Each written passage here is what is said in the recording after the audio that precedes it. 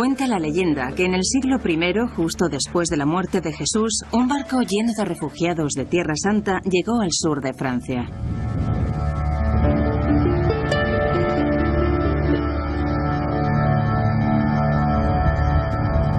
Al parecer, en dicho grupo se encontraban algunos de los seguidores más cercanos de Jesús: Lázaro, a quien Jesús resucitó de entre los muertos, y la prostituta arrepentida María Magdalena.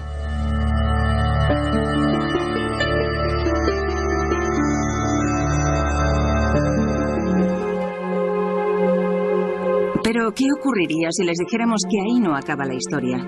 ¿Qué ocurriría si les dijéramos que hay quien piensa que María Magdalena no era una prostituta arrepentida, sino la mujer de Jesús y la madre de su hijo? Que hay una línea de sangre que sobrevivió. Que la verdad fue ocultada por la Iglesia, pero transmitida por una sociedad secreta de la que formaba parte Leonardo da Vinci. Y que éste codificó la verdad en algunos de sus cuadros más famosos.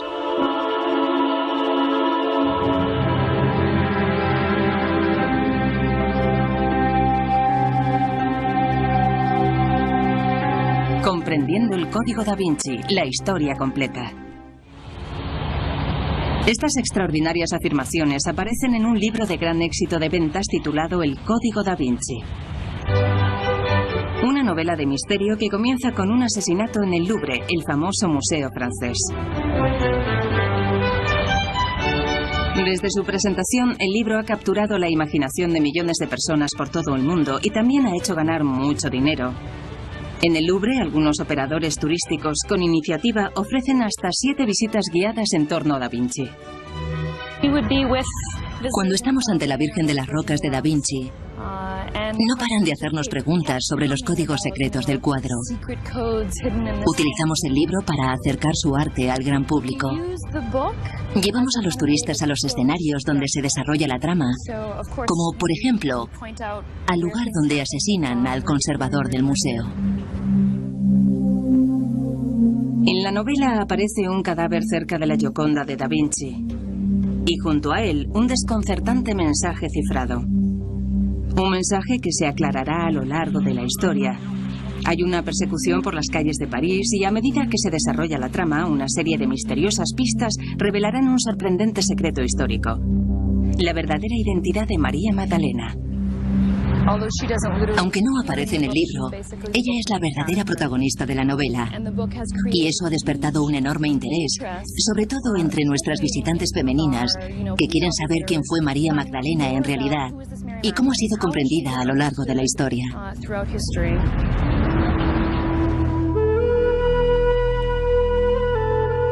Según la novela, María Magdalena, popularmente conocida como la prostituta arrepentida, es la persona más importante del ministerio de Jesús, y también su mujer y madre de su hijo.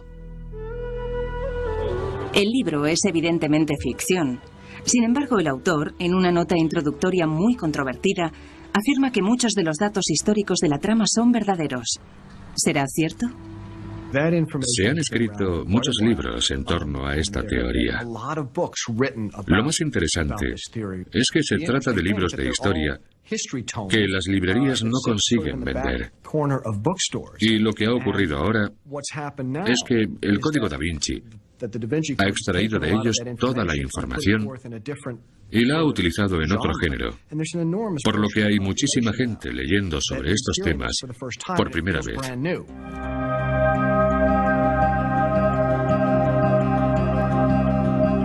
Los críticos dicen que las afirmaciones históricas hechas por el autor son desde cuestionables a descabelladas. Por ejemplo, el libro sugiere que la pirámide enfrente del Louvre es un símbolo de la femineidad y la masculinidad sagradas. Asimismo, sostiene que la verdadera identidad de María Magdalena ha sido ocultada a propósito, que en una conocida capilla de Escocia se pueden encontrar más pistas que demuestran esta teoría, que el secreto fue ocultado y transmitido por un pequeño grupo que incluía a los descendientes de Jesús y María Magdalena.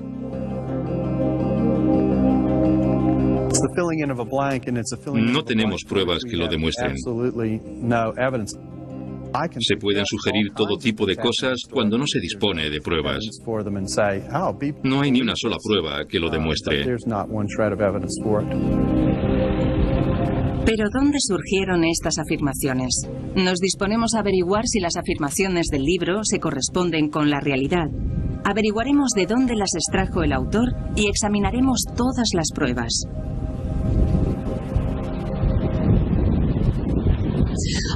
Nuestra investigación nos ha llevado al sur de Francia, a Inglaterra, a Italia, a Jerusalén y a Escocia. Hemos descubierto que no todas las afirmaciones del libro son verdaderas y que algunas de esas afirmaciones ya se habían hecho con anterioridad. Pero hay algunas verdades sorprendentes detrás de la historia de Jesús, de María Magdalena y de Leonardo da Vinci.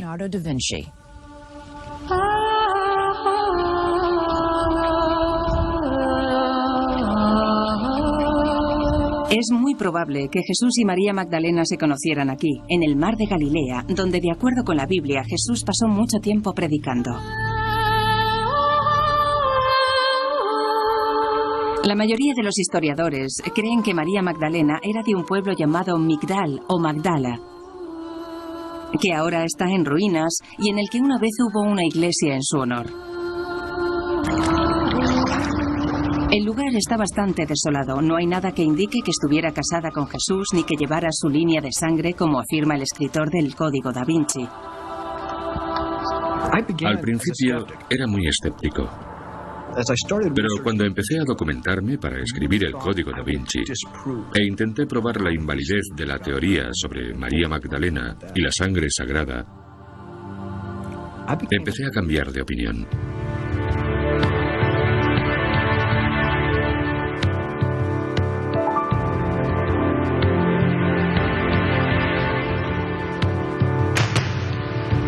Durante siglos, María Magdalena ha sido representada como una prostituta.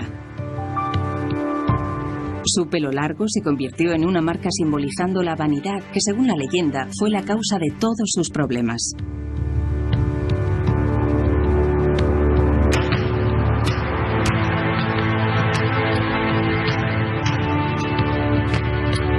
Dan Brown piensa que su imagen se ha falseado. En ninguna parte de la Biblia se dice que María Magdalena fuera prostituta. Y que la Iglesia ha permitido que esto suceda para ocultar la verdad sobre su relación con Jesús.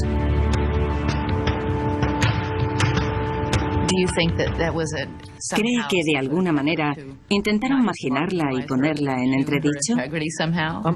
Creo que sí. Creo que dejaron de lado su relación con Jesús y la representaron como una mujer perdida. Sí, como una mujer perdida, y poder así explicar su presencia. Según su teoría, Jesús no estuvo enamorado de ella, solo intentó ayudarla. Dan Brown es novelista y no especialista en la materia. Sin embargo, puede que su teoría de que María Magdalena no era prostituta es correcta. La creencia más generalizada hoy en día es que María Magdalena era prostituta. Correcto. Pero esa creencia es falsa. No existen hechos que demuestren la teoría tradicional de que María Magdalena era prostituta o una mujer de dudosa reputación. No se dedicaba a la profesión más antigua del mundo, sino que era una de las seguidoras femeninas de Jesús. Era una de las mujeres auxiliares en la misión de Jesús. Eran mujeres que le ayudaban incluso económicamente.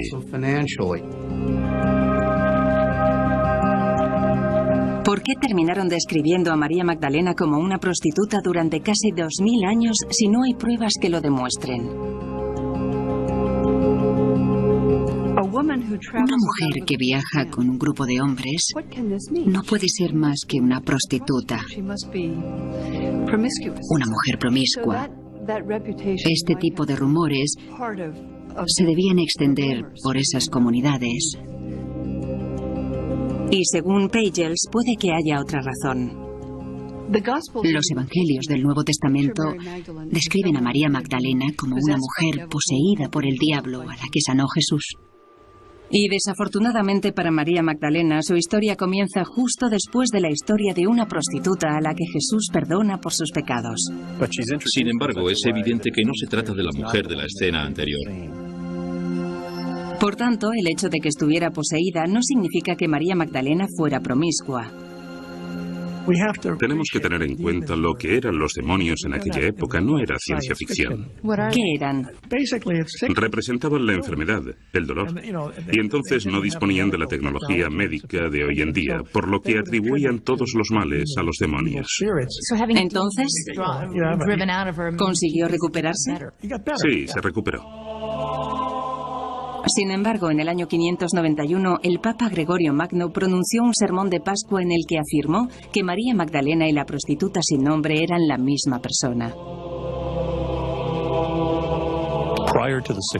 Antes del siglo VI no hay ninguna conexión entre María Magdalena y la prostituta o pecadora. El Papa Gregorio fue el que confirmó dicha conexión. Algo muy desafortunado. Finalmente, el Vaticano corrigió esa declaración, pero en 1969, 1378 años después. Es increíble que la creencia de que María Magdalena era prostituta haya sobrevivido durante más de un milenio sin existir siquiera una prueba que lo demostrase.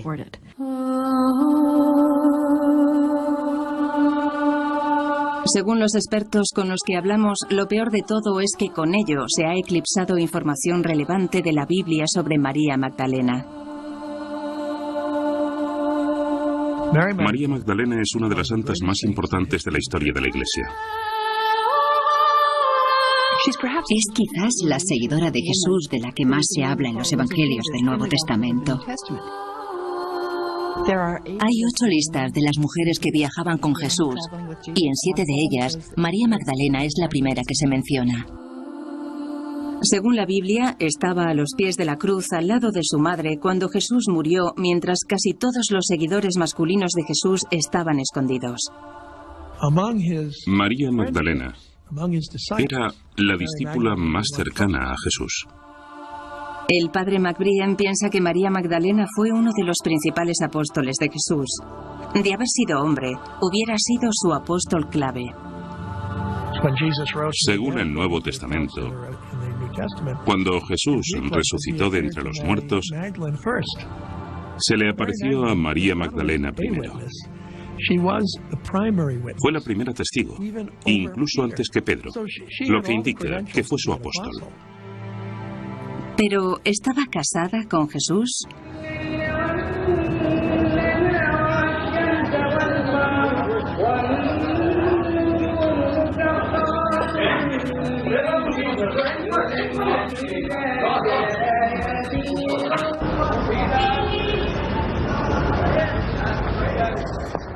Hemos venido a Jerusalén para investigar las afirmaciones que aparecen en el bestseller El Código da Vinci.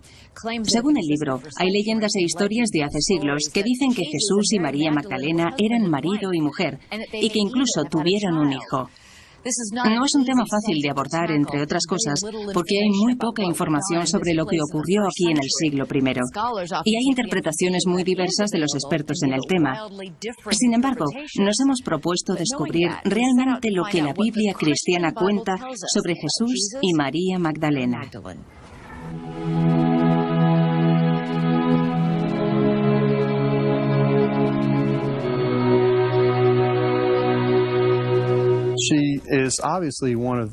Evidentemente, ella estaba entre los seguidores de Jesús.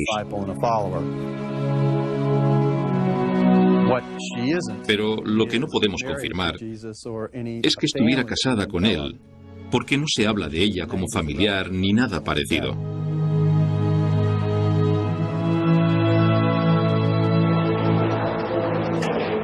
Preguntamos a los obispos de la Conferencia Católica Estadounidense sobre el matrimonio de Jesús.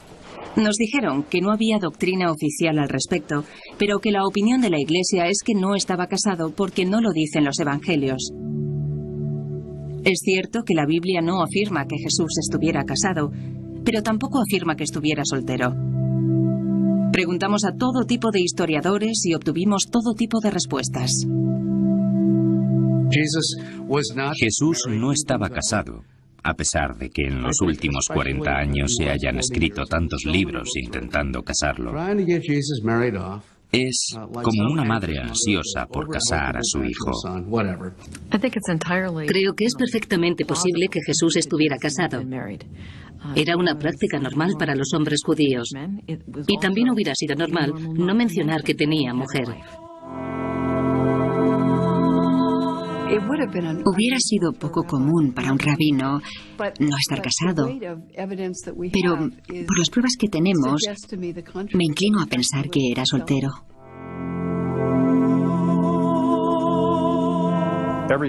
Según la tradición cristiana, Jesús era soltero. ¿Hay algún tipo de prueba en la Biblia que indique que Jesús estaba casado o soltero? No. Ni casado ni soltero. Ni una cosa ni la otra. Pero eso no significa que no pudiera haber estado casado. Si tu pregunta es si pudo estar casado, la respuesta es sí. Pero eso no tiene nada que ver con su divinidad, ¿verdad? En mi opinión, no. A menos que uno considere la intimidad sexual en el matrimonio como algo pecaminoso. Pero mi respuesta es no. Jesús podría haber estado casado. ¿Y podría haber seguido siendo el Hijo de Dios? Sí. Y a ojos de la Iglesia, hubiera seguido siendo Dios y hombre. Jesús hace muchas cosas muy humanas y eso no le despoja de su divinidad. Yo creo que su matrimonio no tiene nada que ver con su divinidad. No obstante, ni el Dr. Box ni el padre McBrien piensan que Jesús estaba casado. Dicen que la prueba más concluyente se encuentra en la Biblia. Uno de los primeros escritos que tenemos es del apóstol Pablo y gira en torno a su derecho a casarse. El Dr. Bock se refiere a la primera carta del apóstol Pablo a los Corintios. Pablo se queja porque quería casarse. San Pablo pregunta, ¿no tengo derecho a tener mujer como los hermanos de Jesús y como los otros apóstoles, como Pedro? Si Jesús hubiera estado casado, habría preguntado, ¿no tengo derecho a tener mujer como Jesús? Pero no dice eso. El novelista Dan Brown afirma que las pruebas de que Jesús y María Magdalena estuvieran casados son concluyentes. So where did you find in your research ¿Qué le hace pensar que estuvieron casados? En aquella época, se hubiera mencionado la soltería de un joven judío. Hubiera sido prácticamente un pecado. En el judaísmo del siglo I no hubiera podido estar soltero. Lo normal era casarse. Ni siquiera tenían una palabra en su vocabulario para hombre soltero. Margaret Starbird es la autora de algunos de los libros en que Dan Brown se basó para escribir el Código da Vinci, pero no es experta bíblica ni teóloga. Los padres tenían que encontrar una novia para su hijo antes de que éste cumpliera los 20 años. Por tanto, en el judaísmo de la época hubiera sido algo insólito que alguien estuviera soltero. Sin embargo, no está tan claro como Starbird y Brown quieren hacernos creer. Aunque habría sido poco común que un judío se quedara soltero en esa época, no hubiera sido insólito como ellos dicen. Los manuscritos del Mar Muerto encontrados en estas cuevas del desierto de Jerusalén lo demuestran. Hablan de una comunidad de hombres jóvenes, judíos, que habían dedicado sus vidas a Dios. Y los manuscritos parecen decirnos que todos eran solteros y ascetas. La cuestión del matrimonio de Jesús es muy interesante. Hubiera sido muy extraño que un hombre judío no se casara. Pero, por otra parte, tenemos datos de San Juan Bautista, discípulo de Jesús. ¿Vivía este en el desierto? ¿Estaba casado? Hay una teoría que dice que quienes escribieron los manuscritos del Mar Muerto, los ascetas esenios, influenciaron a San Juan Bautista. Algunos de los esenios de Qumran eran solteros y, al parecer, tuvieron cierta influencia sobre San Juan Bautista, Jesús y San Pablo. Por tanto, ¿por qué no pudo Jesús ser asceta también? Sin embargo, Starbird habla de otras pruebas del Nuevo Testamento. Así que usted dice que aunque la Biblia no afirma abiertamente que Jesús estaba casado, es algo que está cifrado en mensajes, sí. Según Starbird, hay que saber dónde encontrar estos mensajes. En primer lugar, en la historia del Evangelio sobre una mujer llamada María que unge los pies de Jesús con aceite y los seca con su pelo. Starbird sostiene que el ungimiento es idéntico a otros rituales antiguos de la región. Es un ritual propio del matrimonio.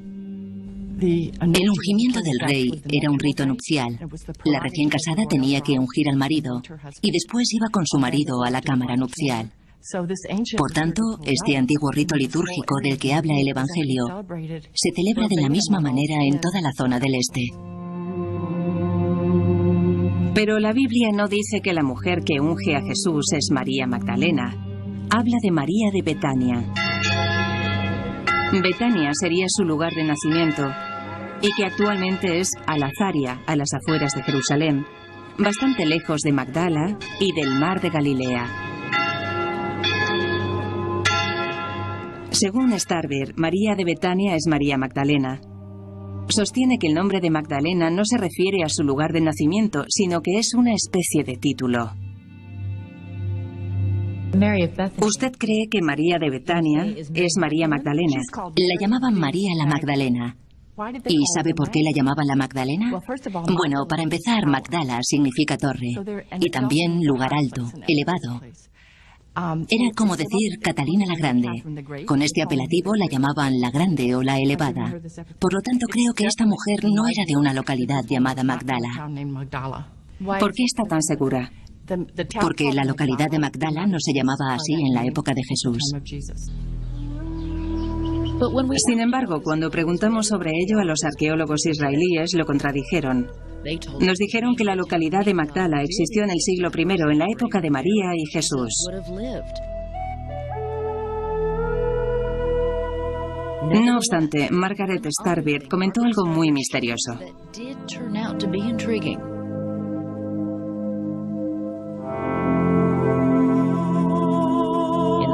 En el Evangelio según San Juan, María Magdalena llora sola cerca de su tumba cuando es sorprendida por alguien que resulta ser Jesús resucitado. Ella lo llamó y él le dijo: "No me toques". Según parece, porque todavía se encontraba en un estado entre la vida y la muerte. María Magdalena quería abrazarle y él le dijo: "No me toques, todavía no he ascendido al reino de los cielos". Es decir, había entrado en una nueva forma de existencia. Esta escena ha sido representada una y otra vez por artistas occidentales bajo el título de "Nole mi tangere", que significa "no me toques". Pero las versiones más antiguas de los evangelios escritos en griego dicen algo diferente. En la versión griega dice "no te aferres a mí", un verbo que denota mucha más intimidad. Es decir, ella le está abrazando y él le está diciendo "no te aferres a mí". Y ese tipo de abrazo hubiera sido poco común de no tratarse de un matrimonio, ¿verdad? Sí, porque existían muchos tabúes sobre las mujeres que tocaban a hombres que no eran sus maridos. Por eso fue un escándalo. Pero Darrell Bock afirma que eso no indica que Jesús y María Magdalena estuvieran casados. Simplemente representa su devoción hacia él, sin importarle lo que la gente pudiera pensar de ella. La mayoría de expertos con los que hablamos están de acuerdo con Darrell Bock. Pero hay quien piensa que la escena del jardín sugiere una relación íntima entre María Magdalena y Jesús. No era devoción. Quería abrazarle. Y no hay nada malo en ello. De hecho, si alguien encontrara pruebas concluyentes de que Jesús estaba casado, se demostraría que su mujer hubiera sido María Magdalena. ¿Está seguro? Sí.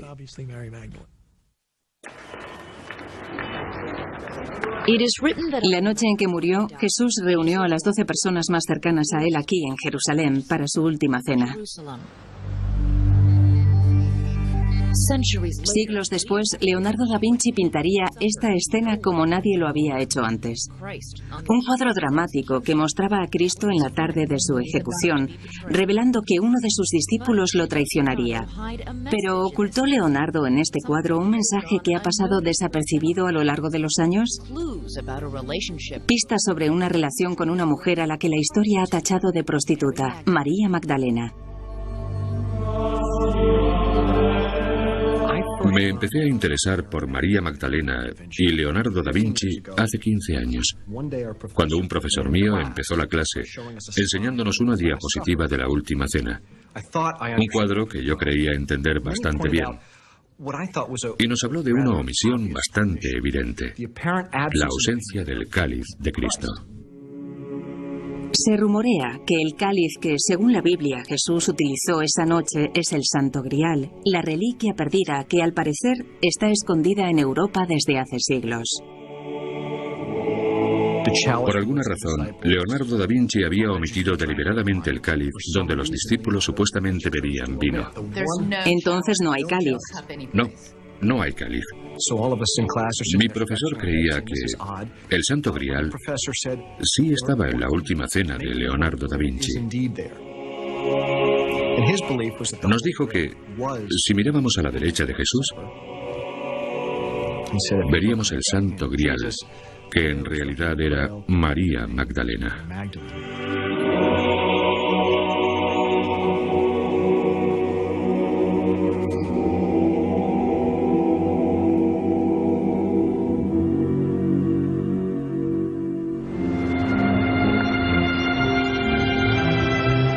Da Vinci vivió en Florencia en el siglo XV, una ciudad de controvertidos genios, Botticelli, Miguel Ángel y Da Vinci, que era conocido por la sutileza de su pintura y por sus ideas poco convencionales.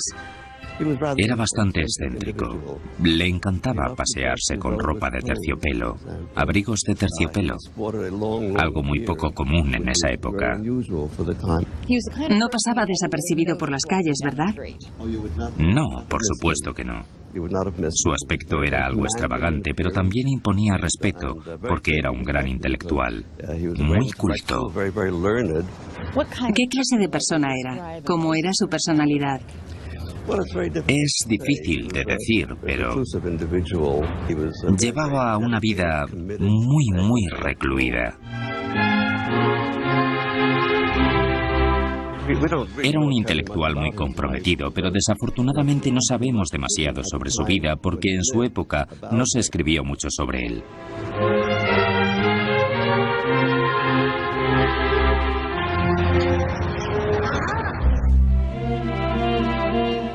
Sabemos de él por los cuadernos que empezó a escribir a la edad de 30 años. Existen miles de páginas cubiertas con sus escritos, planos, observaciones, descripciones y cálculos. Los historiadores sostienen que estos cuadernos no dicen nada sobre María Magdalena, pero sí dicen que Da Vinci tenía todo tipo de creencias poco comunes para su tiempo. Estaba convencido de que los hombres podían volar 5 siglos antes de la invención del avión. Hay una cita muy buena sobre Da Vinci que dice: fue un hombre que despertó de un profundo sueño para descubrir que el resto del mundo continuaba durmiendo. Es precioso. Fue un alquimista, un matemático, un arquitecto, un inventor, un hombre muy avanzado para su época. Y se enfrentó al desafortunado desafío de ser un científico en una época de profundo fervor religioso, una época donde la ciencia era sinónimo de herejía. ¿Y cree que era el tipo de hombre que ocultaría información en sus cuadros? Por supuesto, porque vivía en una época en la que esa información no se podía airear. No se podía hablar de temas contrarios a la Iglesia. Dan Brown cree que Da Vinci escondió en su arte lo que no escribió en sus cuadernos y que utilizó su sutil estilo para transmitir sus verdaderas creencias. Cuando miro la Gioconda, veo una perfecta fusión de un hombre y una mujer. Y eso era lo que él quería transmitir. ¿Qué quiere decir? ¿Por qué dice eso? Porque es una imagen muy andrógina. No está claro que sea una mujer. Leonardo da Vinci era un artista lo suficientemente habilidoso como para erradicar, si hubiera querido, cualquier rasgo distintivo de la sexualidad del sujeto, o más bien del género del sujeto. Cuanto más aprendo de da Vinci, más percibo que es el tipo de hombre que nos contaría esta historia de una manera muy reservada. En 1495, Leonardo da Vinci empezó a pintar la Última Cena en el refectorio de la iglesia de Santa María de la Gracia, en Milán. ¿Qué me puede decir de la Última Cena? Hay una teoría que afirma que la figura que está junto a Jesús, que se parece a San Juan, es en realidad María Magdalena. La persona sentada junto a él es una mujer y no un hombre, y si se tratara de un hombre sería un hombre muy afeminado. San Juan siempre aparece con un aspecto muy afeminado. ¿Por qué? Porque es joven. Un joven imberbe. En la mayoría de las representaciones de la Última Cena, San Juan está dormido sobre la mesa o sobre el pecho de Cristo, según la Biblia y el Evangelio según San Juan. Por tanto, si fuera María Magdalena, ¿dónde está San Juan? Había 12 apóstoles, 12 hombres al lado de Cristo. Entonces, ¿ha sido eliminado San Juan y reemplazado por María Magdalena? No tiene sentido. ¿Cree que es posible que la figura que aparece junto a Jesús sea una mujer? No, claro que no. ¿Parece una mujer? A mí no me lo parece. ¿Por qué piensa así? Porque tiene el aspecto de un hombre joven. No tiene senos. Y el hecho de que tenga el pelo largo no significa nada, porque también tiene el pelo largo Cristo y Santiago, con los brazos extendidos. Y la figura de la izquierda también tiene pelo largo. Sin embargo, las caras de las otras figuras sí son masculinas, pero la de San Juan es muy afeminada. En la mayoría de las representaciones de la Última Cena en Florencia, aparece como un hombre muy joven. Si lo miras detenidamente, está claro que se trata de una mujer. Entonces, ¿por qué muchos historiadores de arte descartan totalmente esta posibilidad? Porque creo que vemos lo que nos han enseñado a ver. Y también ve relevancia en la disposición de sus cuerpos en forma de V. Sí, claro. Los cuadros son simbólicos por naturaleza. La V era el símbolo de la femineidad mucho antes de la época de Da Vinci. Y en el cuadro simboliza el útero, lo femenino. Tan solo un destacado historiador nos dijo que creía desde hacía mucho tiempo que la figura que aparece junto a Jesús era una mujer. En 1979 yo dije lo mismo. De hecho, es uno de los expertos en Da Vinci más destacados del mundo. Estamos ante una copia de la Última Cena. Pedretti cree que la obra de uno de los mejores expertos en el tema puede demostrar que la figura es una mujer. Y justo debajo hace un retrato femenino del apóstol San Juan.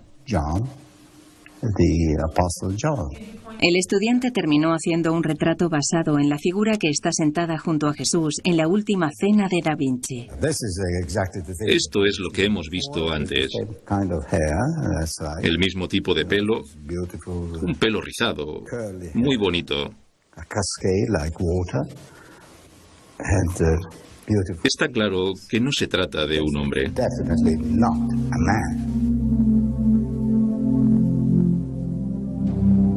No se trata de un cuadro cualquiera, se trata de la Última Cena. Se trata de quien estaba presente la noche antes de que Jesús fuera crucificado. El hecho de que alguien tan culto y avanzado como Leonardo da Vinci, por alguna razón, pusiera a María Magdalena en el centro de este momento tan importante de la historia, significa que fuera una ironía o que supiera cosas que nadie sabía. Sin embargo, si Da Vinci sabía algo sobre María Magdalena que la mayoría de la gente no sabía, ¿quién le dio la información?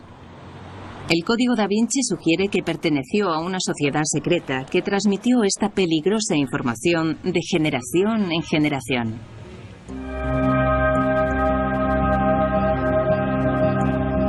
A principios de los años 60 se descubrieron una serie de documentos en las estanterías de la Biblioteca Nacional Francesa, conocidos como los expedientes secretos o les dossiers secrets. Y no se sabe cómo llegaron hasta allí. Los documentos se refieren en muchas ocasiones al priorato de Sion y a una serie de grandes maestres de dicho priorato a lo largo de los siglos. Entre ellos se encontraban algunos de los artistas y pensadores más famosos de Occidente: Isaac Newton, Botticelli y también Leonardo da Vinci. Carlo Pedretti quedó fascinado porque se sabe muy poco sobre los últimos años de da Vinci, excepto que se trasladó a Francia. Pedretti ha buscado pruebas que demuestren que da Vinci perteneció al priorato secreto de Sion. Encontré algunas conexiones bastante verosímiles y quise llegar al fondo del asunto, pero no pude llegar a ninguna parte. Todavía continúa buscando.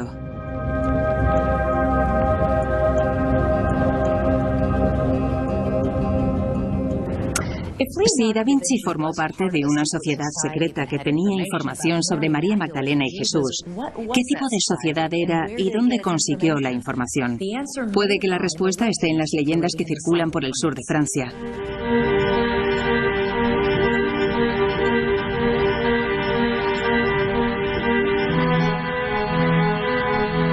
El Código da Vinci es un libro de ficción, donde se produce un asesinato aquí, en el Louvre, el museo de arte más famoso de París. Encuentran un cadáver cerca de la obra maestra de Leonardo da Vinci, la Gioconda. Una tensa persecución de noche por las calles de París. El asesinato podría estar relacionado con una sociedad secreta que podría destruir a la Iglesia Católica. Y Leonardo da Vinci formaba parte de un misterioso grupo llamado el Priorato de Sion, que conocía el secreto y lo transmitió a unos cuantos generación tras generación. En la novela, las pistas están escondidas en París, Londres e incluso en un santuario de Escocia, la Capilla de Roslin. ¿El secreto? Que Jesús estaba casado con María Magdalena, que le dio un hijo y que trajo a ese hijo aquí, al sur de Francia, tras la crucifixión. De acuerdo con esta teoría, los descendientes de Jesús se casaron con los merovingios, los primeros reyes franceses. El autor del libro sugiere que la línea de sangre de Jesús y María corre por las venas de ciertas familias europeas de la actualidad. En su libro dice que Leonardo da Vinci formó parte de una sociedad secreta que sabía que María Magdalena era la esposa de Jesús, ¿verdad? Cierto. Y que María Magdalena pudo haber engendrado un hijo, comenzando así una línea de sangre. Correcto. ¿De dónde sacó esa idea? ¿Qué le llevó a apoyar esa teoría? Esa información lleva rondando bastante tiempo y se han escrito muchos libros al respecto sobre la teoría que relaciona al priorato de Sion con los merovingios.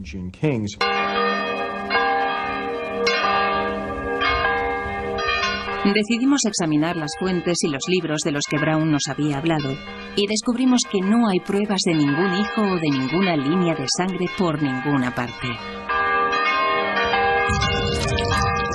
Pero sí existen leyendas que confirman algunas ideas encontradas en la novela de Brown, que dicen que María Magdalena huyó a Jerusalén tras la crucifixión de Jesús y terminó en Provenza, al sur de Francia.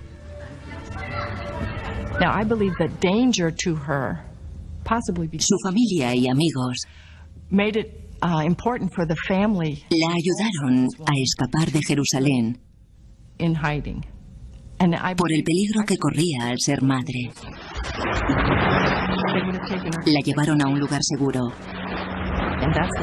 Y ahí comienzan las leyendas que dicen que llegó en barco a la costa de Francia, trayendo consigo el Santo Grial.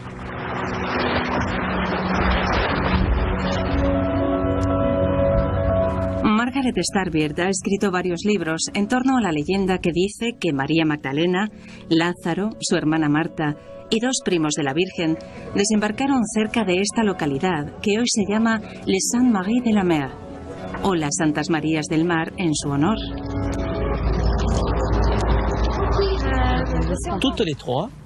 Tres primos de la Virgen María, perseguidos en Palestina, zarparon en un barco sin vela ni remos.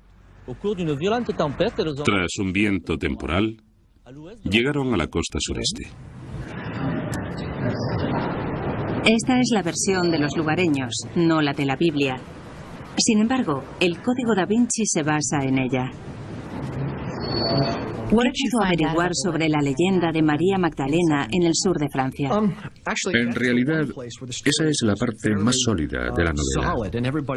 Todo el mundo te cuenta la misma historia, que es que María Magdalena viaja al sur de Francia con su hija Sara, a la que cría allí.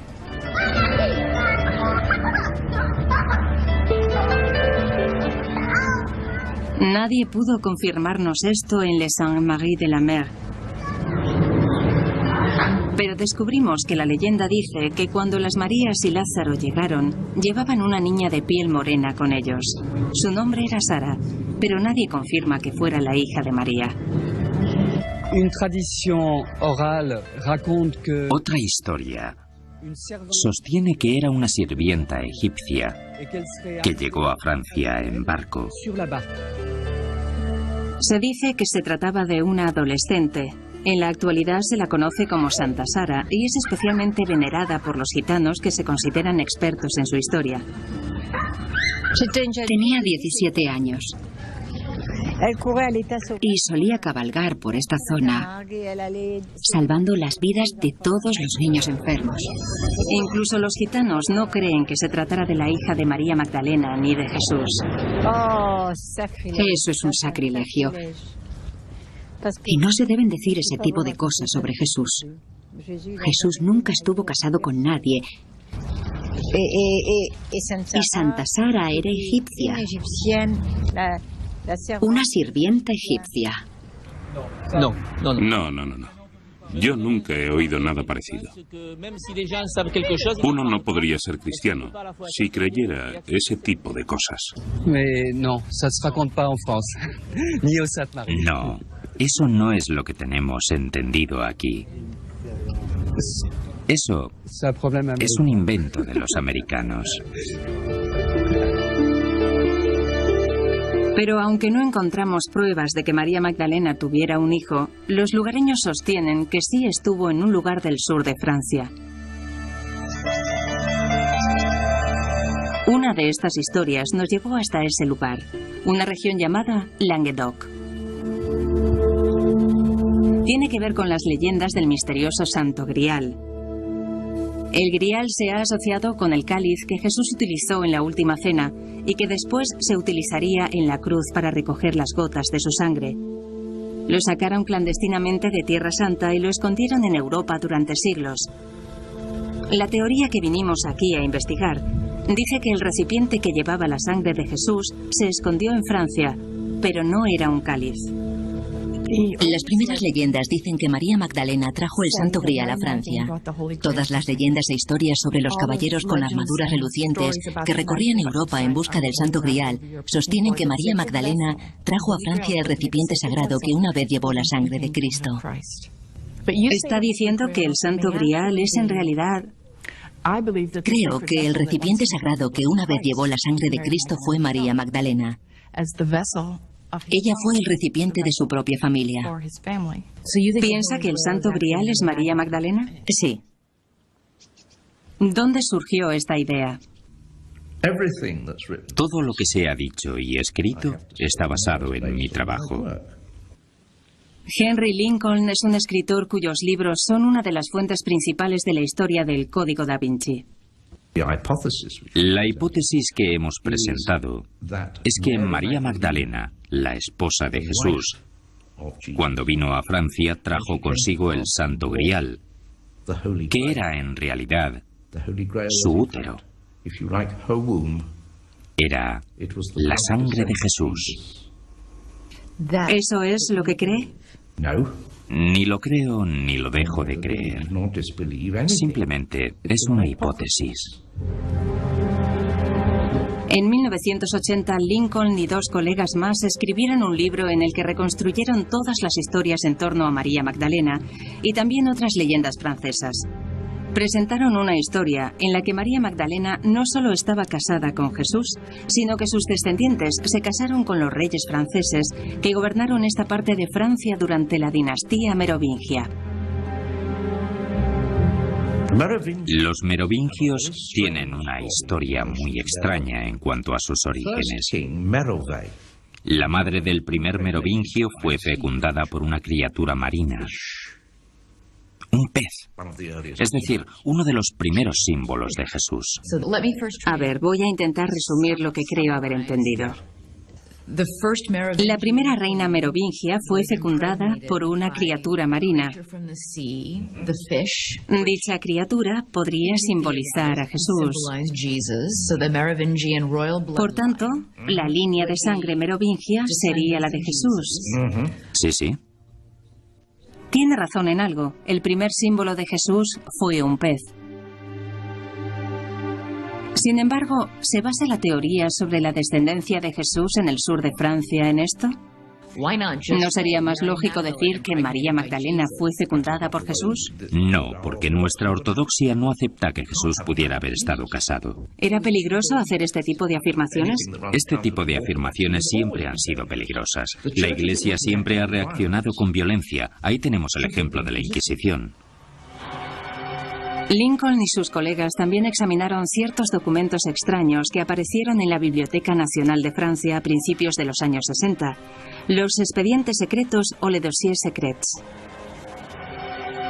En ellos encontraron infinidad de referencias a una organización llamada el Priorato de Sion, que se remonta a la Edad Media y la época de las Cruzadas. Así que el Priorato de Sion se estableció para proteger a los descendientes de Jesús, los merovingios. Eso es. Muy bien. Lo has acertado. ¿Ah, sí? Lincoln llegó a la conclusión de que los nobles descendientes de Jesús de esta zona fueron los fundadores del Priorato de Sion. Asimismo, cree que crearon un brazo armado, los Caballeros Templarios, que lucharon en las Cruzadas.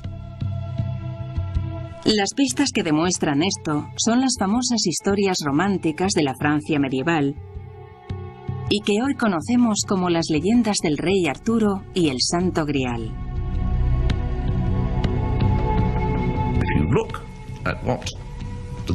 Los Caballeros Templarios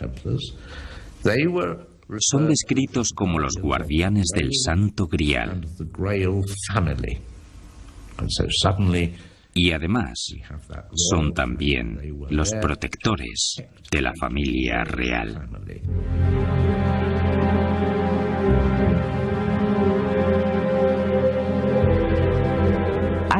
Creo que los guardianes del Grial eran originariamente los caballeros templarios.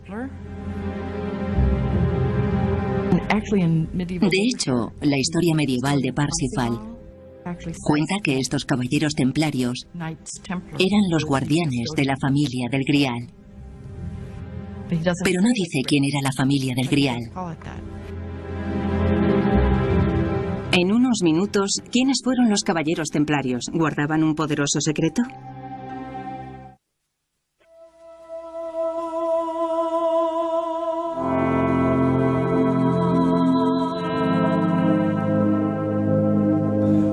Por supuesto que creo que María Magdalena fue una figura mucho más importante de lo que nos han hecho creer.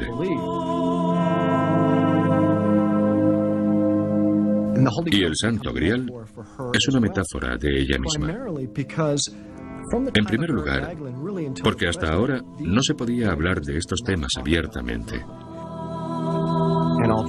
Era muy arriesgado. Y por eso se tenían que utilizar metáforas.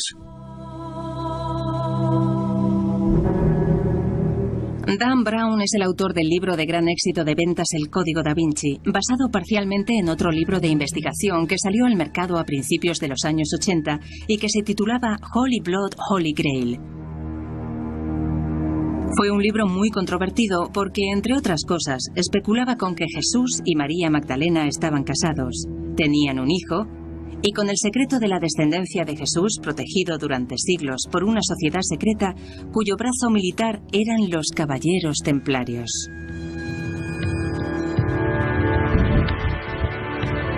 Desde el punto de vista histórico, conocemos algunos hechos sobre los Caballeros Templarios.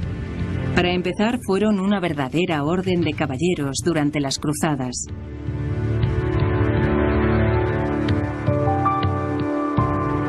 Los fundadores fueron un puñado de nobles franceses, algunos de los cuales estaban relacionados entre sí.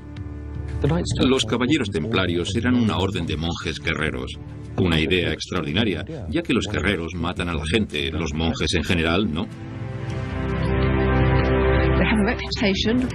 Tenían la esperanza, cuando se convirtieran en mártires, de que sus pecados fueran perdonados y de ir directamente al reino de los cielos.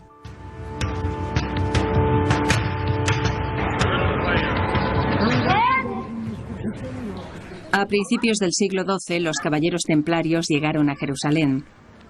Al principio eran solo 9, pero al poco tiempo aumentaron en número y se convirtieron en un grupo muy adinerado y poderoso. Incluso el Papa les concedió privilegios especiales. Se alojaron alrededor y debajo del cuartel general cristiano, construido en un lugar que fue un templo judío siglos antes, en tiempos de Jesús. Se rumoreaba que los templarios habían encontrado algo debajo de las estructuras, en una zona subterránea conocida como los establos de Salomón. Se decía que habían encontrado y llevado a Francia una especie de tesoro.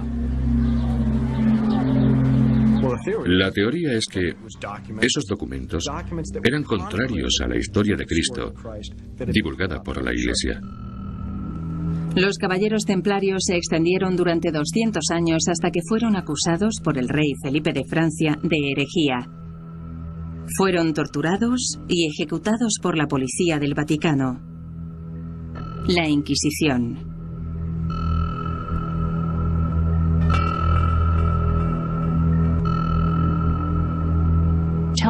Dígame qué le hace creer que encontraron documentos debajo del templo de Salomón que afirmaban que Jesús estaba casado con María Magdalena.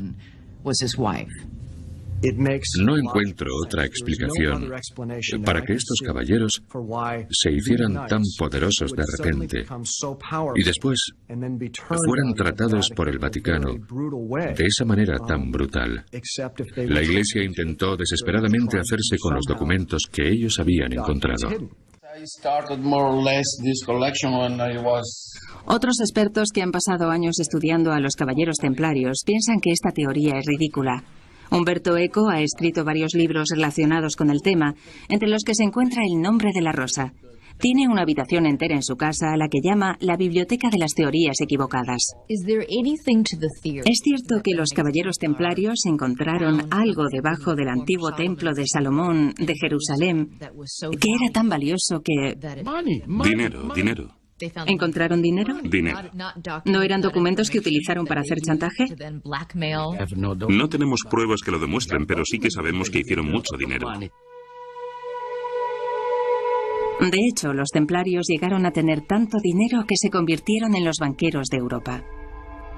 Muchos expertos piensan que acabaron con los templarios no porque tuvieran un secreto que amenazara al Vaticano, sino por la avaricia del rey Felipe de Francia. En 2 siglos se hicieron enormemente ricos. Y esa riqueza llamó la atención de Felipe el Hermoso de Francia. A principios del siglo XIV ya había atacado a los judíos y a los lombardos por su dinero. Y en 1307 se propuso hacer lo mismo con los templarios. Felipe el Hermoso de Francia tenía muy buenos motivos. Tenía deudas y necesitaba dinero desesperadamente. Al parecer, debía mucho dinero a los templarios. En 1307, el rey Felipe les acusó de cargos increíbles y grotescos. Blasfemia por orinar sobre una cruz, maldecir a Cristo, en fin, cosas increíbles. Los templarios eran muy ortodoxos. No eran herejes. Por eso los cargos fueron tan extraños. Se trataba de mentiras porque no podían acusarlos de nada más.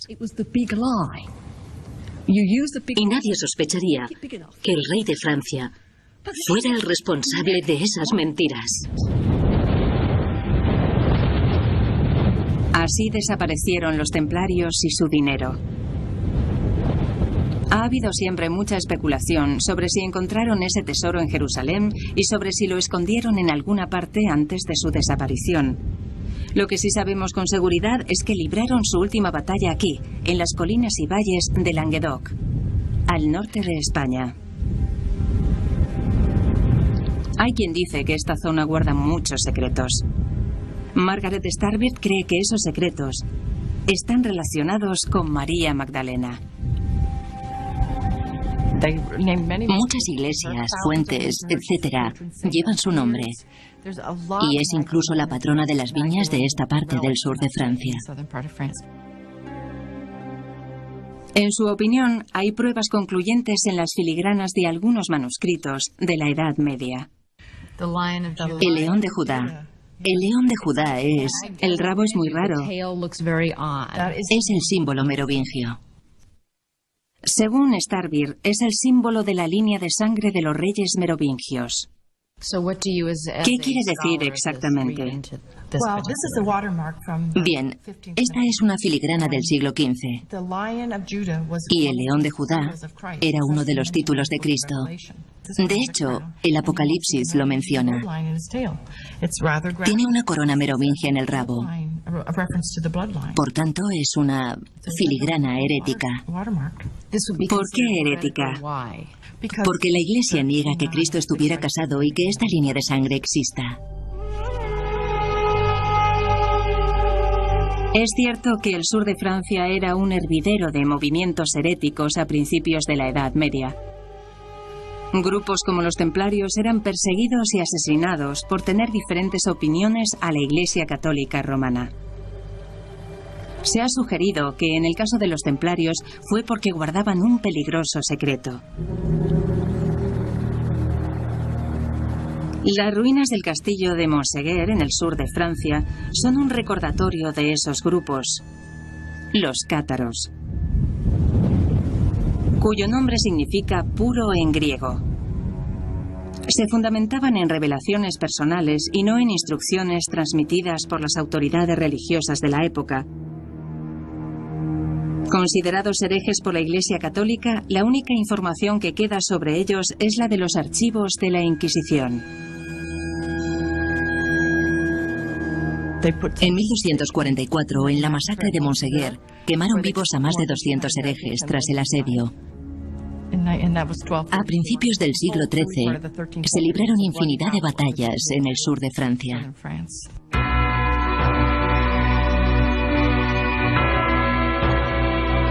Los cátaros libraron una última batalla, pero al final fueron quemados en la hoguera en Montséguer. Margaret Starbird cree que fue consecuencia de una creencia secreta sobre María Magdalena. Los historiadores expertos en ese periodo no están de acuerdo con esto. Me temo que ocurrió justamente lo contrario. Los cátaros acusaban a las mujeres de ser demonios porque tenían niños. Según sus propios escritos, creían en dos principios. El mal es físico y el bien espiritual. Por tanto, pensaban que todo lo físico, todo lo relacionado con el cuerpo, era maligno. Así las mujeres representaban el mal en la teología cátara, porque eran las que perpetuaban la vida y continuaban capturando espíritus y cuerpos malignos. La verdad de sus creencias desapareció con ellos.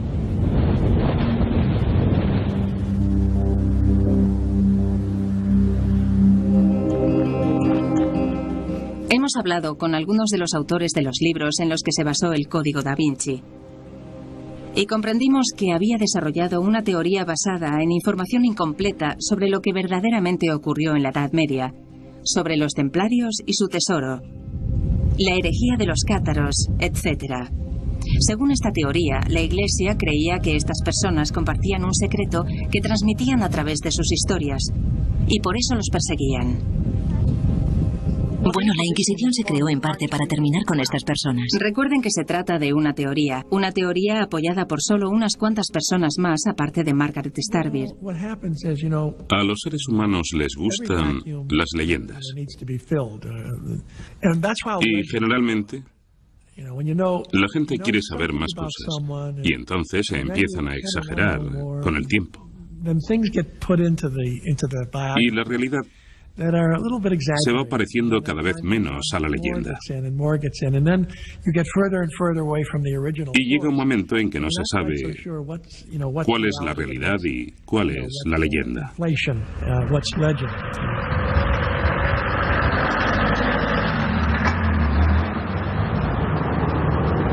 Esta región fue el escenario de una serie de extraños y misteriosos eventos a finales del año 1800. Un sacerdote pobre llamado Padre Berenguer Saunier se hizo cargo de la derruida iglesia de la Magdalena en un lugar llamado René de Château. Al parecer, el Padre Saunier estaba reparando el altar cuando encontró una especie de tesoro. Al igual que los caballeros templarios y los cátaros, se hizo rico.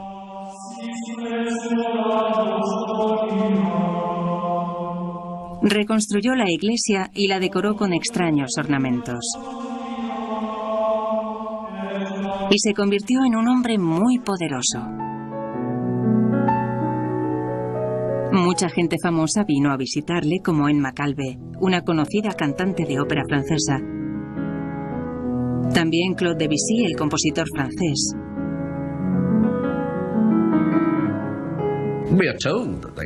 Dicen que vinieron aquí. Aparte, la famosa cantante de ópera y el compositor Claude Debussy, también vino el archiduque de Habsburg. Sí, de repente comenzó a moverse en círculos muy selectos. Al parecer, el Padre Saunier amplió su casa y contrató a una ama de llaves. Ella se trasladó a su casa cuando tan solo tenía 18 años y cuidó de él el resto de su vida. Era muy joven y muy hermosa. Y cuando un obispo local intentó trasladar al Padre Saunier a otra parroquia, las autoridades del Vaticano intervinieron de forma misteriosa para protegerle. Yo los conocía, pero no sé qué ocurrió exactamente. ¿Dijo alguna vez el Padre Saunier de dónde sacaba el dinero? No, nunca nos lo dijo. No era tan tonto.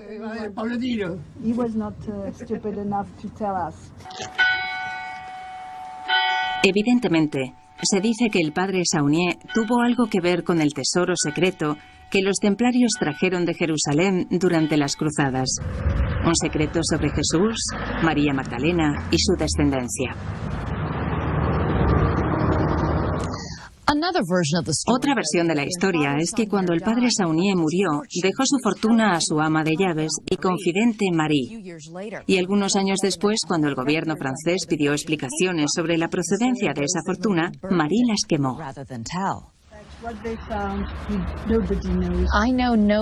Ya sé que nadie lo sabe, pero ¿cree que uno de esos documentos fue lo que le hizo tan rico de repente? Estaban escritos en latín antiguo, y estoy seguro de que encontró información muy importante. ¿Cree que esos documentos tenían algo que ver con María Magdalena? Creo que sí. Creo que esos documentos tenían que ver con María Magdalena. Y aunque no hay pruebas que lo demuestren, yo lo veo muy claro. Al parecer, Brown está más convencido que el hombre que popularizó la teoría. ¿Usted cree que el Padre Saunier encontró los pergaminos secretos bajo el altar? Por supuesto que no. ¿Qué cree que pasó entonces? No creo ni dejo de creer nada. Ni sé ni dejo de saber. Entonces, ¿no sabe? No, no sé. ¿Hay alguna parte de la historia verdadera? No lo sé. Mucha gente piensa que lo sabe. Leen lo que yo he escrito y creen que lo saben. No se dan cuenta de que siempre escribo esas historias en condicional. Y siempre empiezo con "se dice".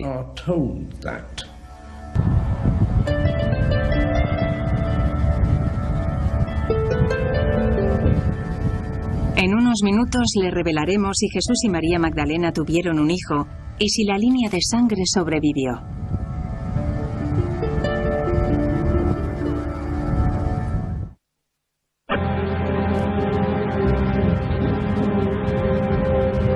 Hemos venido al sur de Francia para investigar algunas afirmaciones que se hacen en la polémica novela de El Código da Vinci, como que María Magdalena y Jesús tuvieron descendientes que se casarían con los primeros reyes cristianos de la zona, los merovingios, y que sus descendientes se emparentaron con familias de la nobleza que terminarían dispersándose por toda Europa, y que esas familias formaron una sociedad secreta conocida como el Priorato de Sion, y crearon la orden medieval de los templarios como su ala militar, y que entre los miembros del priorato se encontraban algunos de los pensadores más importantes de la historia de Europa en calidad de grandes maestres de su misteriosa organización. ¿Pero existió realmente el Priorato de Sion? Entrevistamos a un gran número de historiadores y escritores y muchos de ellos se refirieron a este priorato como una mera invención. No creo que lleguemos a saberlo nunca. No hay manera de saberlo. De ellos se ha dicho desde que son pura invención hasta que se trata de una poderosa sociedad secreta que aún existe en Europa. La idea de que el priorato existe tiene su mayor fundamento en aquellos extraños documentos de los que hemos hablado y que están guardados en la Biblioteca Nacional Francesa, los expedientes secretos. Nadie los había visto nunca hasta que aparecieron en 1966. Contenían varios árboles de familia que tenían sus raíces en la nobleza francesa, así como referencias a una sociedad secreta, el priorato, con maestres como Leonardo da Vinci, cuya misión era proteger algún secreto desconocido.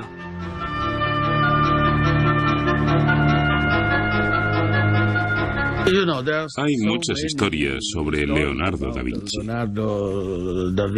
Durante siglos se ha teorizado tanto sobre la sonrisa de la Gioconda que sacarle ahora una conexión con un priorato de Sion no molesta a nadie.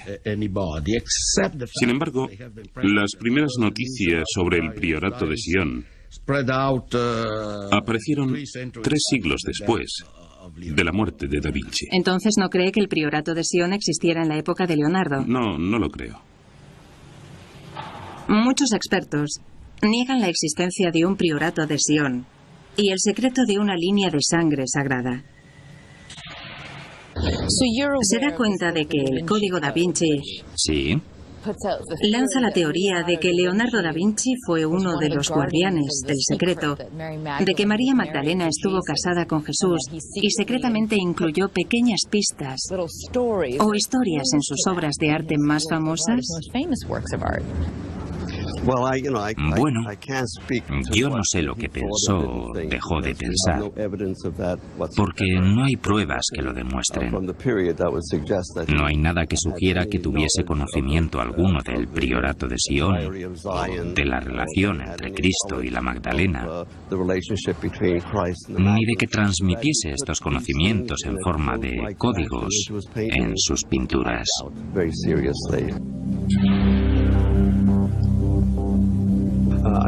Pasé mucho tiempo en la Biblioteca Nacional de París y tuve acceso a la lista de los grandes maestres del priorato, conocida misteriosamente con el nombre de Les Dossiers Secrets. Lo que me llamó la atención de esta lista de mujeres y hombres era que todos los pensadores que incluía eran personas muy adelantadas a su tiempo. Personas que pensaban de manera muy diferente y que de alguna manera rechazaban las normas de su época. Si esta teoría fuera cierta, ¿Dónde se encuentran ahora los descendientes de Jesús y María Magdalena? ¿Qué ha sido del Santo Grial? En el Código da Vinci, el novelista se centra en una familia cuyo nombre también se menciona en los expedientes, la familia Sinclair. Tras una ardua investigación, conseguimos localizar a dos nobles escoceses residentes en Londres que afirmaban pertenecer a una rama de la familia Sinclair, los Sinclair. ¿Cuál fue su reacción cuando empezaron a considerarle uno de los descendientes de Jesús y María Magdalena? Pues no me afectó de ninguna manera. ¿No se siente...? La verdad es que no me he preocupado en buscar ningún halo de segunda mano, si es lo que insinúa.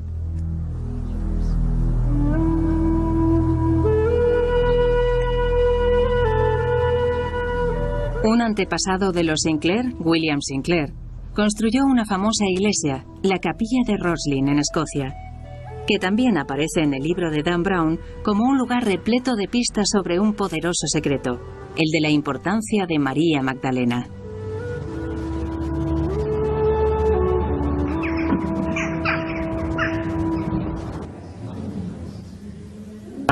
Nadie puede afirmar que Roslin sea un lugar místico o que el Santo Grial esté o haya estado alguna vez allí. Sin embargo, allí dentro, uno tiene la sensación de que algo muy especial estuvo escondido allí en algún momento.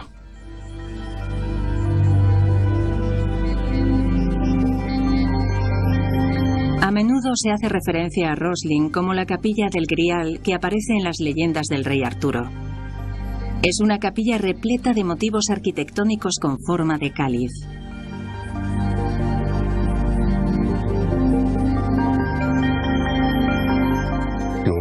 Hay 50 templos de Salomón, serpientes de la sabiduría, y en el techo se puede ver el que sigue siendo el romance más importante del Grial, Parsifal, el Parsifal original. Y se puede ver también a la paloma mirando hacia abajo. Andrew, primo de Niven Sinclair, sostiene que el cuidado del Grial es una tradición de la familia Sinclair. Siempre han sido los guardianes de estos tesoros sagrados, especialmente del Santo Grial. Y cuando hablamos de la teoría, los Sinclair, su familia se emparentó con los descendientes de Jesús, ¿verdad? Sí, pero cuando llegó a mí la sangre ya estaba muy diluida. Niven Sinclair cree que en la capilla de su antepasado se pueden encontrar pistas sobre una relación especial entre Jesús y María Magdalena, sobre la importancia de esta en la Iglesia y su significado sagrado. Usted ha dicho que en la capilla de Roslin está representada María Magdalena. Sí. ¿Cómo está representada? Aparece representada en el techo, donde está la estrella de 5 puntas de Venus, que enfatiza de nuevo el lado femenino. Entonces, ¿hay una representación de María Magdalena o se trata solo de una estrella de 5 puntas? Se trata de una estrella de 5 puntas. Entonces, ¿no es la figura de una mujer? No, no es la figura de una mujer. Los dos Sinclair coinciden en que la Iglesia trató de marginar a María Magdalena. Sin embargo, Andrew Sinclair se muestra escéptico ante la idea de no ser descendiente de Jesús y María Magdalena. No hay pruebas que demuestren la descendencia de María Magdalena y Jesús. Llegados a este punto, pensamos que habíamos desenmarañado las leyendas en torno a María Magdalena en Europa y que habíamos dado con pruebas fascinantes, aunque débiles. Sin embargo, todavía nos quedaba un lugar por visitar.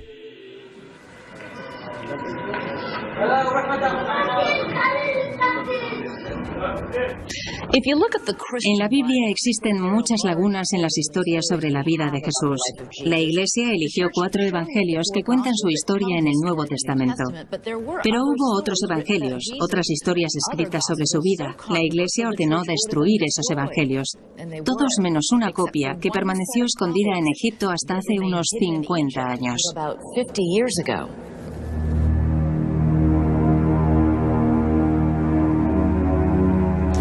Durante muchos años, la Iglesia intentó conseguir y destruir los manuscritos de Nag Hammadi, que cuentan una historia alternativa sobre Jesús y María Magdalena.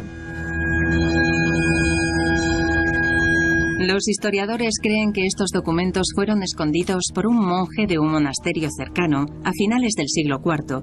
Por esas mismas fechas, el obispo de Alejandría ordenó su destrucción. Los historiadores creen que si la Iglesia se esforzó tanto por destruir esa información, es porque se trataría de algo verdaderamente explosivo. Se trata del Evangelio según Tomás, el Evangelio de la Verdad y el Evangelio según Felipe. En otro lugar se encontró un fragmento de otro llamado el Evangelio según María Magdalena. También se los conoce como Evangelios gnósticos.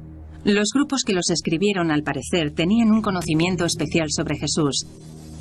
¿Pero decían estos textos que Jesús y María Magdalena estuvieron casados?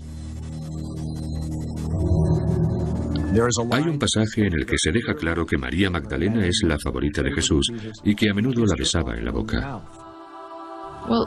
Pero estos manuscritos están muy estropeados. El Evangelio según Felipe dice que los discípulos se muestran celosos porque Jesús besa a María Magdalena en la... Y luego hay un hueco en el texto en el que se podría insertar tanto la palabra boca como mejilla o frente. Es posible que Jesús amara a María de manera sexual. El Evangelio según Felipe se refiere a María Magdalena como la compañera de Jesús. La palabra kioninos en griego puede significar compañera o pareja. Por tanto, es posible, pero no es seguro. Se cree que los 4 evangelios del Nuevo Testamento fueron escritos varias décadas después de la muerte de Jesús, pero existen dudas sobre cuándo fueron escritos los evangelios gnósticos. Lo que sí sabemos con certeza es que de algunos de ellos ya se tiene constancia en el siglo II y que durante el IV la Iglesia renegó oficialmente de ellos. Por tanto, algunos estudiosos piensan que no deben tenerse en cuenta, pero Elaine Pagels no está de acuerdo con ello. Gracias a las pruebas de los manuscritos, vemos que algunos son muy tempranos. Según Elaine Pagels, nos cuentan cómo era recordada María Magdalena por algunos de los primeros cristianos. Aunque hubiera habido una relación especial entre Jesús y María Magdalena, esta no hubiera sido de carácter sexual.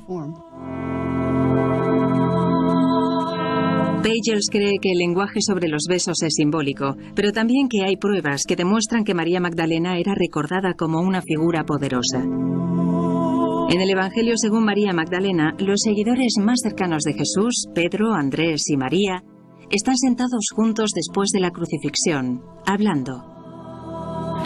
Pedro le pide a María Magdalena que cuente a los discípulos cualquier cosa que el Salvador le hubiese contado y que ellos no supieran.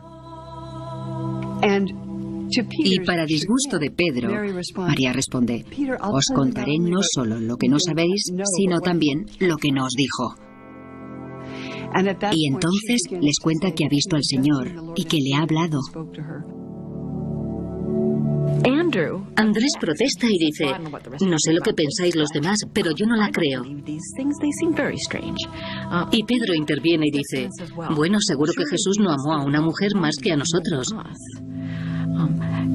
Entonces María empieza a llorar, aunque a mí personalmente me hubiera gustado que no lo hubiera hecho. Pero llora y responde: Pedro, ¿crees que me lo he inventado? Los expertos que piensan que estos evangelios gnósticos se escribieron al menos un siglo después de Jesús afirman que no se pueden considerar como portadores de información real. Por ejemplo, en el Evangelio según Tomás, Jesús, descrito en la Biblia como progresista en lo referente a la mujer, es de pronto retratado como machista. A las mujeres les va a encantar esto. Los discípulos llevan a María Magdalena ante Jesús y le dicen: Señor, tenemos un problema. María Magdalena es una mujer y las mujeres no pueden heredar el reino de Dios. A lo que Jesús contesta: no os preocupéis, la convertiré en hombre. Esto es algo que Jesús nunca hubiera dicho, por lo que se trata de un documento falso. Algunos de estos apócrifos cuentan historias de la infancia de Jesús, sobre cómo era Jesús de niño. Lo describen recogiendo trozos de arcilla y haciendo pájaros con ella, matando a sus amigos y perdía mientras jugaba y ese tipo de cosas, afirmando así que utilizaba sus poderes divinos. ¿De verdad dicen ese tipo de cosas?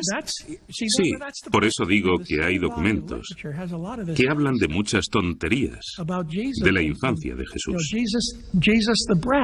Incluso dicen que utilizaba sus poderes divinos para aterrorizar y dominar a sus amigos. No se puede creer todo lo que dicen los evangelios. Se trata de historias que se han transmitido de forma oral, por lo que no son precisas. Son piezas de un rompecabezas que están empezando a tener sentido ahora. Y juntando todas las piezas, podremos saber quién fue realmente María Magdalena.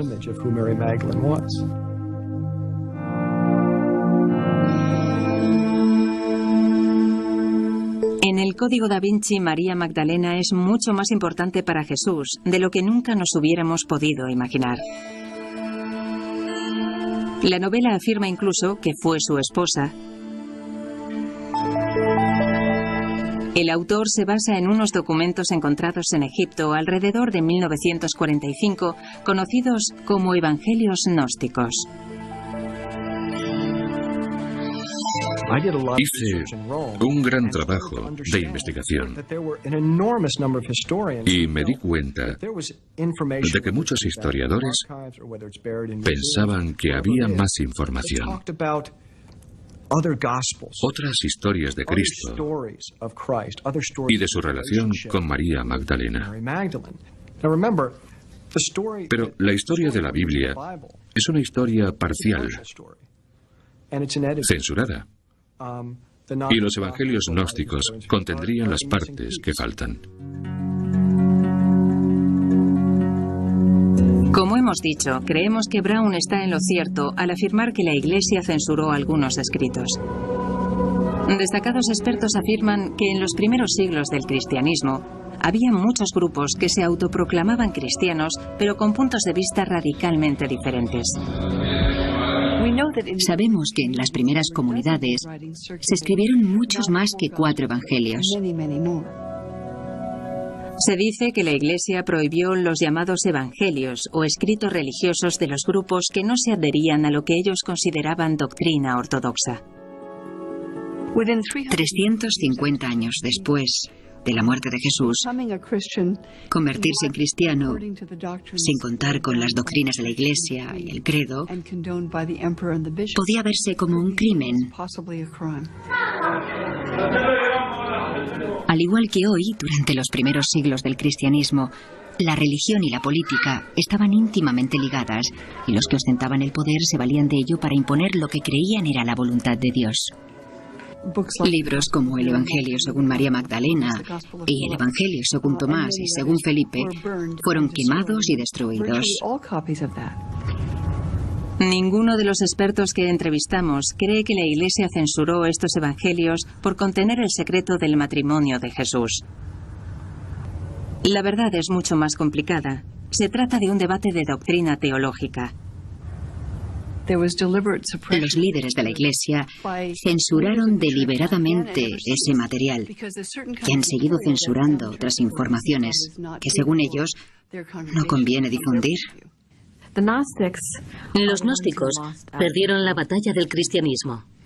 Con los nuevos textos egipcios encontrados, hemos podido comprobar la diversidad del antiguo cristianismo.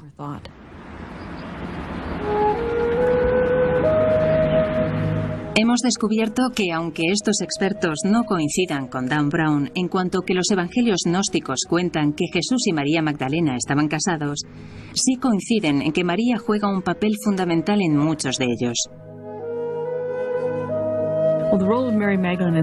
El papel de María Magdalena en el Evangelio según María es mucho más destacado que en los Evangelios del Nuevo Testamento. La tradición de una relación especial entre Jesús y María Magdalena es muy antigua, algo que demuestran los nuevos textos egipcios descubiertos que se refieren a ella como la mujer más amada por Jesús, la discípula más amada. También hay otras pruebas que demuestran que durante los primeros siglos después de Cristo, María Magdalena era tratada con gran respeto por algunos grandes líderes cristianos. No hace falta ir a los evangelios gnósticos para encontrar esas alabanzas a María Magdalena. Por ejemplo, uno de los primeros cristianos afirmará que ella es la apóstol de los apóstoles, y otro declararía que es el fundamento de la fe. Yo sigo en mis 13. Soy muy testarudo y sigo pensando que la importancia de María Magdalena ya está patente en el Nuevo Testamento. Y eso significa que es una figura importante en el cristianismo, ya que se encuentra presente en 3 de las descripciones de la resurrección. Fue testigo principal de la resurrección. Muchos expertos sostienen que María Magdalena se va haciendo cada vez menos importante en los escritos de la Iglesia y que va siendo reemplazada por María, la Madre de Jesús. ¿Qué sucedió? Una posible explicación es que fue una víctima más de la Iglesia por su condición de mujer.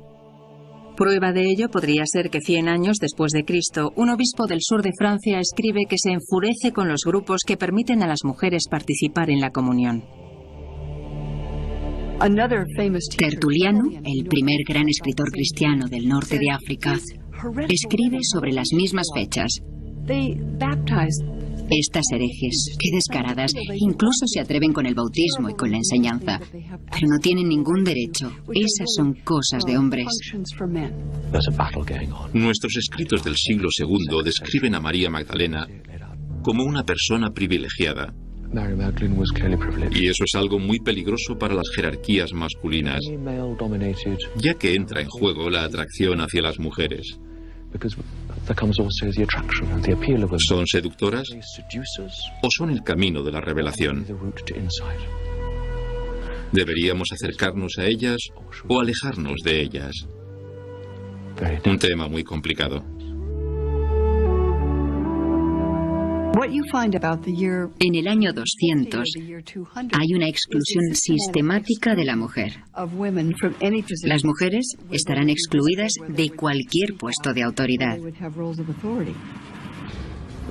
Esta marginación de la mujer podría explicar que la importancia de María Magdalena disminuyera a lo largo de los años.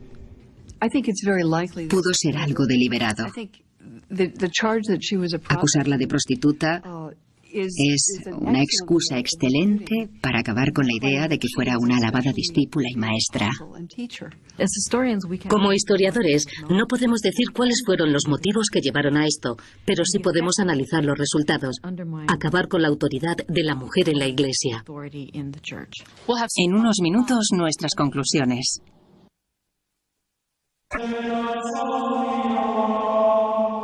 Los libros de historia han sido escritos por los ganadores, las sociedades o individuos que han conseguido sobrevivir o conquistar. En todos los cuadros y vidrieras aparece Jesús con su túnica blanca, su pelo largo, su barba y rodeado por 12 hombres. Así es como vemos a Jesús.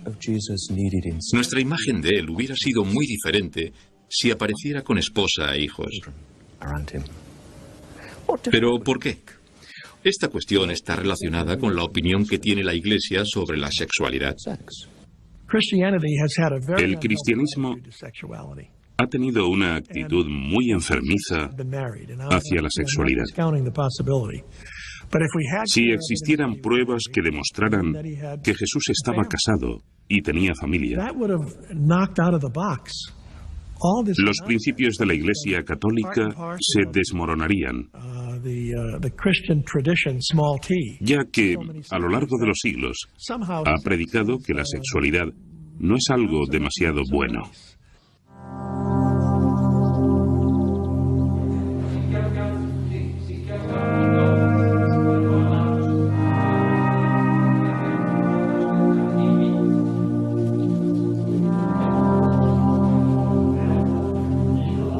El Código da Vinci ha desatado la imaginación de muchos lectores. Es una novela que afirma que Jesús y María Magdalena estuvieron casados, que tuvieron un hijo, que una destacada sociedad secreta guardó esa información a lo largo de los siglos.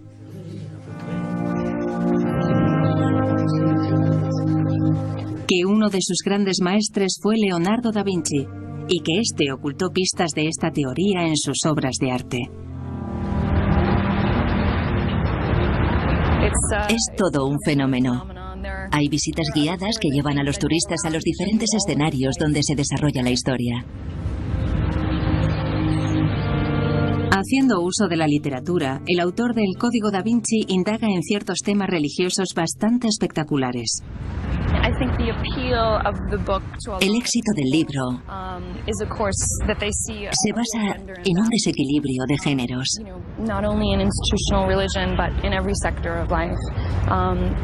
Vienen muchas mujeres interesadas en cómo se ha representado la femineidad a lo largo de los tiempos. Al retratar a María Magdalena como la discípula mayor, como la esposa de Jesús, el libro ha sido acogido pero también rechazado por los lectores. Pero sobre todo ha impulsado todo un debate. La única fuerza en el mundo que puede poner a prueba la fe es la apatía. Que la gente pierda el interés. Y no se trata de una teoría alternativa. Estemos o no de acuerdo, es bueno que estemos debatiendo estos temas. Y también bueno para la religión.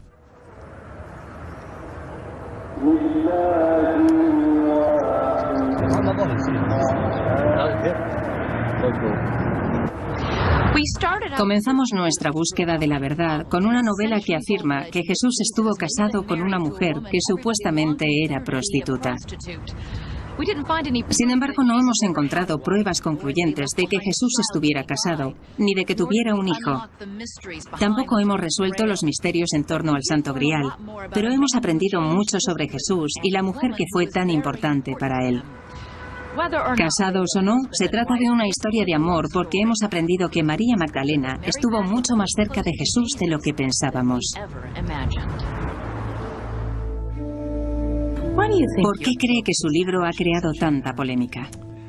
Por los misterios de la espiritualidad, por el Santo Grial, por los orígenes de las religiones, ya que son temas muy profundos y muy interesantes. Y aunque uno esté o no de acuerdo con las teorías que existen, no podemos ignorarlas como ha ocurrido durante muchos siglos. Si continuamos hablando de María Magdalena, Jesús y la sexualidad, nos olvidaremos de lo más importante, que es que hace 20 siglos tuvimos un gran líder religioso llamado Jesús de Nazaret, que acabó con los prejuicios culturales. Y entre sus discípulos y amigos más cercanos, había mujeres que no se limitaban a servir té y limpiar para los hombres, y que también eran verdaderas discípulas. María Magdalena fue la portavoz de Jesús y de su evangelio al mismo nivel que los hombres. A veces se nos presenta la religión como algo establecido e inalterable que se tiene que aceptar o rechazar. Pero estas tradiciones religiosas, entre las que se encuentra el cristianismo, son susceptibles de muchas interpretaciones y tenemos que asumir la responsabilidad que nos corresponde.